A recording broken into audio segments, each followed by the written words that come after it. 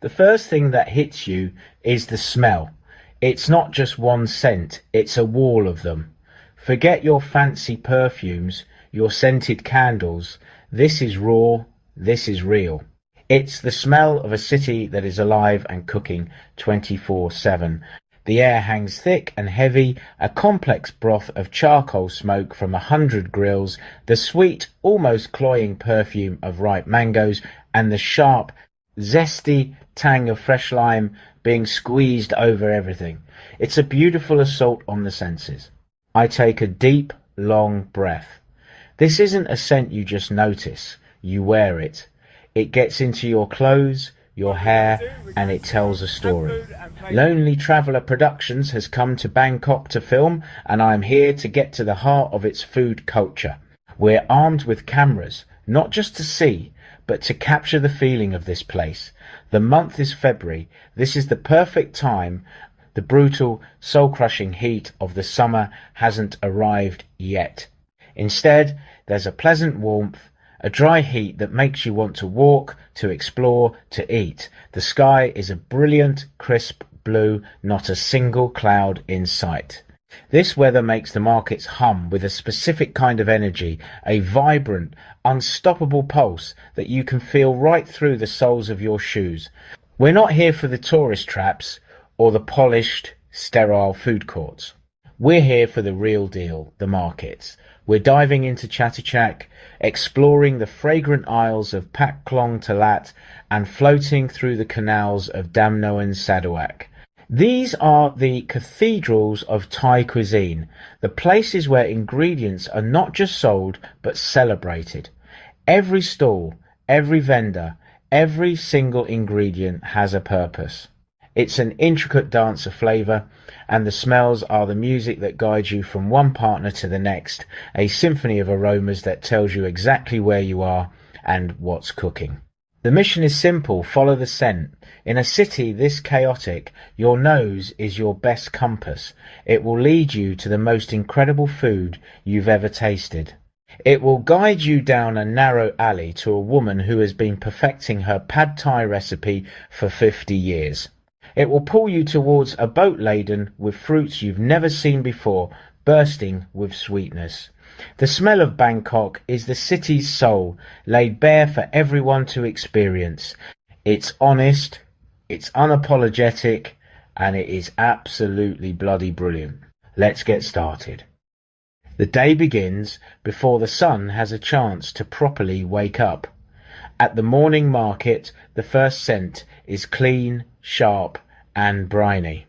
It's the smell of the sea, captured in baskets of fresh fish, prawns, laid out on beds of crushed ice.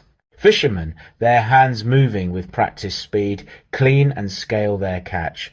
The rhythmic scrape of a knife against fish scales is the market's first percussion beat.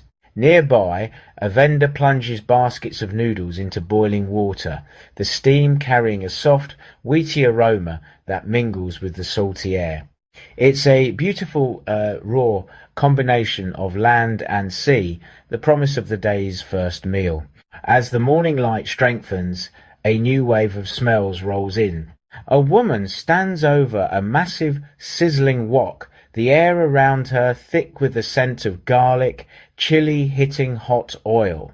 It's a smell that makes your mouth water instantly, a primal signal that something delicious is happening. She's making pad krapao moo, a stir-fry of minced pork, holy basil. The fragrance is pungent, herbaceous, and spicy all at once. People line up, their faces eager, buying small plastic bags of the stir-fry with a fried egg on top.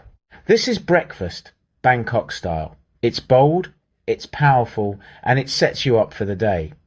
Then you turn a corner, and the entire world changes. You've walked into Pak Klong Talat, the flower market. Suddenly, the air is not savoury but sweet, a delicate and overwhelming perfume that calms the senses. Stalls are piled high with mountains of marigolds, ropes of fragrant jasmine, delicate orchids in every shade imaginable, bunches of pink lotus buds waiting to be offered at a temple. Vendors deftly weave intricate garlands, their fingers a blur of motion. The smell is so pure, so clean, it feels like washing your face in cool water. From the sweetness of flowers, you move on to the scent of life itself, fresh produce. The vegetable stalls are a riot of green. The air smells of damp earth, of freshly chopped lemongrass, of the peppery bite of galangal.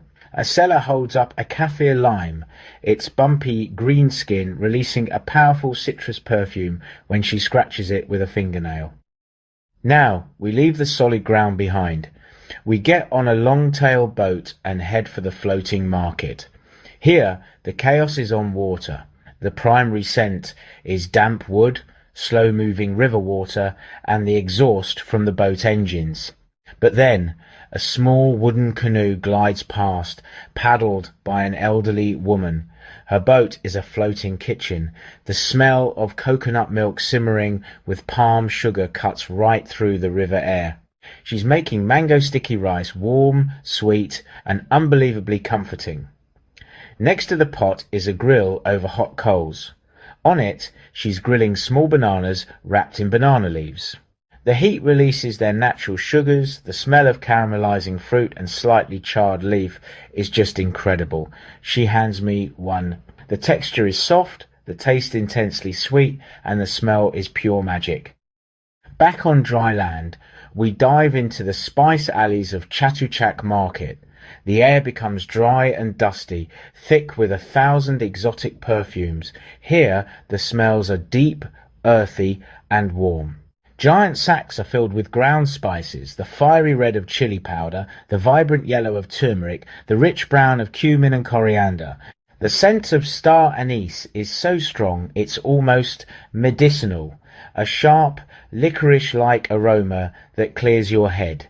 A vendor encourages me to crush a cardamom pod, releasing its complex, citrusy pine fragrance. Each spice has its own personality, its own story. Many roots are ancient Thailand, linked to India, China and the Middle East for centuries. This market is a living museum. As the sun begins to set, casting long shadows across the city, the markets don't wind down, they transform. The fresh, bright scents of the morning are replaced by something deeper, richer and smokier. This is the domain of the night market. The air grows heavy with the irresistible aroma of meat grilling over hot charcoal.